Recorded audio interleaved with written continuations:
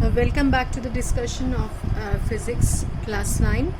In today's session, we'll just conclude the Newton's laws of motion. We'll conclude the Newton's laws of motion with Newton's law of gravitation. So we will try to understand what is Newton's law of gravitation. This is one very important and yet very simple discovery of Newton's law of gravitation. As you all know the story of the discovery of Newton's gravitation is the apple tree and Newton's story, so I'm not going to repeat it again. So we'll just concentrate on the Newton's law of gravitation. And what is that? What is the statement of the Newton's law of gravitation? For that, let me draw two objects here with mass m1. We are drawing it as spherical objects only, and mass m2, and we'll join a line from one center to the other. The distance between them is r. So here we will consider the whole mass of the body is concentrated. This mass we are considering, this is spherical distribution of mass. Whole mass is concentrated at the center, and for this one also we'll assume that the whole mass is concentrated at the center. These 2 points, later you will get to know that these 2 points are called center of mass of the bodies. So we'll calculate the distance from one center to other. So two masses m1 and m2 and distance r. Now we will define the Newton's law of gravitation. Newton said that the force of attraction between two bodies is directly proportional. F is the force of attraction. Attraction minded, there is no repulsion. Force of attraction between two bodies is directly proportional to the product of their masses and is inversely proportional to the square of the distance between them, and the distance is measured from one center to other, center of one body to the center of other body, and the force acts along the line joining these two centers. So this is Newton's law of gravitation, that force of attraction between any two bodies of universe is directly proportional to the product of the masses and inversely proportional to the square of the distance between them, and the force acts along the line joining the two bodies. Okay, and we will write this in form of an equation. As usual, we'll introduce a proportionality constant. This is g, and we'll talk about this g now. This is m1 m2 by r square. This g is known as universal gravitational constant. Why this is called universal? This value of this g remains same throughout the universe. What is its value? 6.67 into 10 to the power minus 11. Its unit is Newton meter square, kg to the power minus 2. This is the value of g. So universal because its value remains same throughout the universe. Gravitational because it's related to the gravitational force and the value remains constant, hence universal gravitational constant. Now we'll try to find out the nature of this force. This force is one of a kind. It's called gravitational force. And what are the nature of this gravitational force? First, nature is there itself in the law. It's attractive. There is no repulsion. Gravitational force is purely attractive. Second nature of this is this force does not depend on the medium in between these two bodies, intervening medium. So medium independent. Number 3 is this gravitational force is very weak in nature. The strength of the gravitational force is very weak. And number 4, it's a very long range. As you can see, the gravitational force is driving the motion of the earth, moon, sun, everyone. So it's a very long range force. So it's attractive in nature, it's medium independent. This value of this G remains same throughout the universe, so it's medium independent. It's very weak. As you can see, the power of this gravitational constant is 10 to the power minus 11. It's very small, so it's very weak force, and it's a long range force. From sun to earth to moon, everywhere it works. So this is the nature of the gravitational force. Now we'll consider one of the mass as our earth, and this force now will term as gravity. When one of the mass, here is earth, its mass is capital M and the radius is denoted by capital R, then this force is termed as gravity. Now if we consider a small mass m over earth, so the force between these two will be, according to Newton's law of gravitation, will be G m by r square. If we take this mass to be very nearly equal to the surface of the earth, then we can approximately take the distance to be equal to the radius of the earth. So this is the force, but this force will create an acceleration according to Newton's law, second law of motion.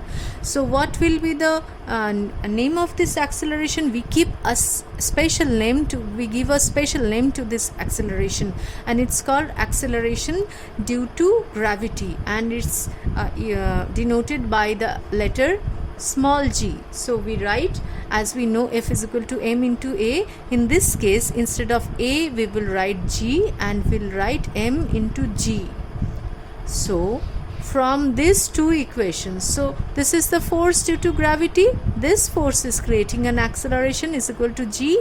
So we get g mm by r square is equal to mg. From this we get the value of acceleration due to gravity. Approximately for near the surface of the earth, its value is gm by r square. This is the acceleration due to gravity. In higher classes, you will get to know that this value of this acceleration due to gravity varies. What are the factors that for which the g varies? Number 1 is due to the height from the surface of the earth, g decreases. Number 2, as we go deep inside the earth, g also decreases. So along with depth, g varies. Number 3, due to the shape of the earth, g varies, because near the pole r is less. So the expression for g is gm by r square, cancelling the m from both sides. So as r is less, g is more. So near the pole, g is more, and near the equator, as radius is more, because the earth has a oblate spheroid shape. So near the equator, r is more, so g is less. Number 4, fourth factor, due to the rotation of the earth, there is a variation of g. Later on you will come to know about the centripetal force and all. Then we'll discuss this factors. So just discussed it in short, the factors on which g varies.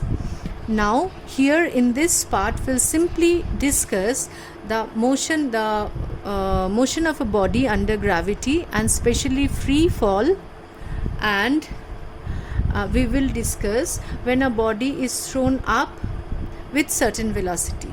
First, free fall. When a body is falling freely and when we are not imparting initial velocity, then u is equal to 0. So the body will undergo a straight line motion under a constant acceleration g. So we can apply this, our known equation of motion, v is equal to u plus at, s is equal to ut plus half at square, and v square is equal to u square plus 2as here. Here we'll make a small change here.